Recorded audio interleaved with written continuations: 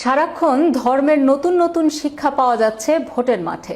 আসেন তো দেখি ছোটবেলা থেকে আমরা কি শিখেছি আর সেগুলোকে এখন কিভাবে বদলে দেওয়া হচ্ছে। হযরত মুহাম্মদ সাল্লাল্লাহু আলাইহি ওয়াসাল্লাম মক্কা থেকে মদিনায় পালিয়ে গিয়েছিলেন, বলেছেন শিবিরের সেক্রেটারি সাদ্দাম হোসেন। নামাজ, রোজা, হজ, জাকাত এগুলোর চাইতেও বড় ফরজ নেতা নির্বাচন করা।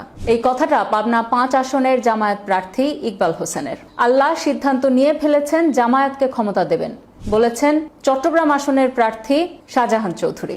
জামায়াতে ইসলামকে একটা ভোট দিলে আপনি 18 কোটি মানুষের নামাজের সওয়াব পাবেন। জামায়াত প্রার্থী আমির হামজার বক্তব্য এটি। এইবার জামায়াতকে ভোট না দিলে আপনার ঈমান থাকবে না, এই কথাটা বলেছেন জামায়াতের এমপি প্রার্থী ডক্টর হিফজুর রহমান। তিনি তামিরুল মিল্লাত কামিল মাদ্রাসার অধ্যক্ষ।